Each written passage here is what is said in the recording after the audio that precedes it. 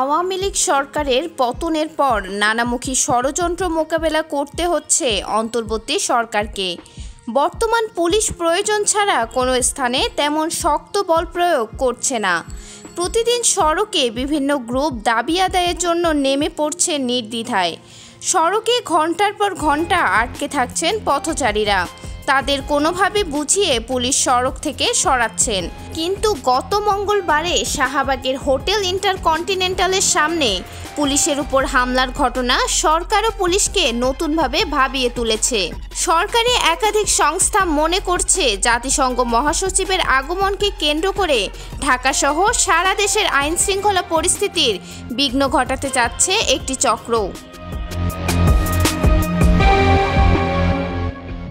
সূত্র বলছে, চক্রটি শুরু থেকেই সামাজিক যোগাযোগ মাধ্যমে নানা রকম গুজব ছড়িয়ে ষড়যন্ত্র করছিল। সরকারের নানা ইস্যু নিয়ে সক্রিয় ছিল ফেসবুকে। জানা গেছে, শাহবাগে বাম ছাত্র সংগঠনগুলো অত্যন্ত পরিকল্পিতভাবে পুলিশের উপর হামলা চালিয়েছে। তারা পুলিশকে দেওয়া প্রতিশ্রুতি রক্ষা করেনি। যমুনায় প্রধান উপদেষ্টার বাসভবন, এটি একটি গুরুত্বপূর্ণ স্থাপনার অন্তর্ভুক্ত এলাকা। ওই বাসভবনের সামনে গেলে পুলিশের অনুমতি নিয়ে যেতে হয়। আন্দোলনকারীরা পুলিশকে বলেছিল প্রধান উপদেষ্টা বরাবর স্মারকলিপি দিয়ে তারা চলে যাবেন, কিন্তু হোটেল ইন্টারকন্টিনেন্টালের সামনে এসে পুলিশের ওপর হামলা চালায়। কিংকর্তব্য বিমূঢ় পুলিশ ওই সময় পরিস্থিতি সামলে নেয়। ওই ঘটনায় পুলিশের রমনা বিভাগের উপকমিশনার মাসুদ আলম আহত হন।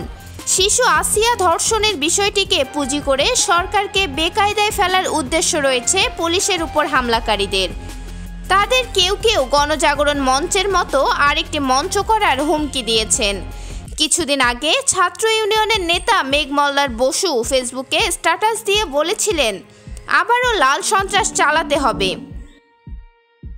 ওই ঘটনায় বিভিন্ন ছাত্র সংগঠনের পক্ষ থেকে পুলিশকে বলা হয়েছিল তার বিরুদ্ধে আইনি ব্যবস্থা নিতে, কিন্তু তিনি ধরাছোঁয়ার বাইরে রয়েছেন।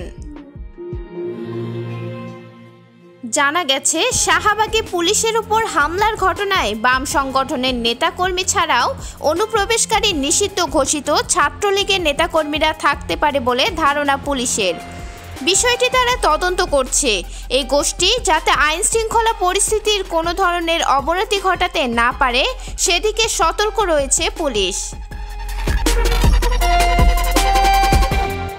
পুলিশ বলছে, যারা রাষ্ট্রে বিশৃঙ্খলা করবে তাদের কোনো ছাড় দেওয়া হবে না। আর সমাজ ও অপরাধ বিশেষজ্ঞরা বলছেন, নানা কারণে ৫ আগস্টের পর পুলিশের মনোবল ভাঙা রয়েছে।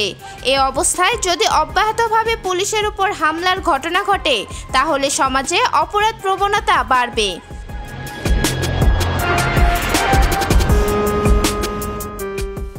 এ বিষয়ে স্বরাষ্ট্র উপদেষ্টা মেজর জেনারেল মোহাম্মদ জাহাঙ্গীর আলম চৌধুরী বলেন, কোনো অপরাধীকে ছাড় দেওয়া হবে না। পুলিশের মাঠ পর্যায়ের একাধিক দায়িত্বশীল কর্মকর্তার সঙ্গে কথা বলে জানা গেছে, শাহবাগে পুলিশের উপর হামলার ঘটনা তারা সংবেদনশীল হিসেবে নিয়েছেন। যারা হামলা করেছেন তারা জুলাই বিপ্লবে খুব একটা সক্রিয় ছিলেন না, বরং এদের মধ্যে কেউ কেউ গণজাগরণ মঞ্চের সঙ্গে সক্রিয় ছিলেন। শাহবাগে পুলিশের উপর হামলার ঘটনার সঙ্গে গণজাগরণ মঞ্চের নেত্রী লাকি জড়িত। লাকি ও তার সঙ্গীরা দীর্ঘদিন পালিয়েছিলেন। হঠাৎ আছিয়া ইস্যুতে তারা জড়ো হন। পুলিশ জানায়, ওই হামলায় জেলে থাকা জাসদ নেতা হাসানুল হক ইনু ও সাবেক মন্ত্রী পলকের উস্কানি রয়েছে। তারা মামলার হাজিরার সময় ক্যামেরার সামনে এসে নানা বিতর্কিত মন্তব্য করেছেন। পলককে ক্যামেরার সামনে বলতে শোনা গেছে, আরেকটি লড়াই করতে হবে, জেগে ওঠো বাংলাদেশ। আর ইনু ক্যামেরা দেখলেই বলেন, জেগে ওঠো বাংলাদেশ, যুদ্ধ করো। তাদের এমন মন্তব্যে ওই হামলার পেছনে উস্কানি থাকতে পারে। সূত্র জানায়, শাহবাগে পুলিশের উপর হামলার পর খুব পরিকল্পিতভাবে বাম ছাত্র সংগঠনগুলো ফেসবুকে প্রচারণা চালাচ্ছে। কিন্তু বিভিন্ন ভিডিওতে দেখা গেছে বাম ছাত্র সংগঠনের সদস্যরাই পুলিশের ওপর হামলা চালিয়েছেন।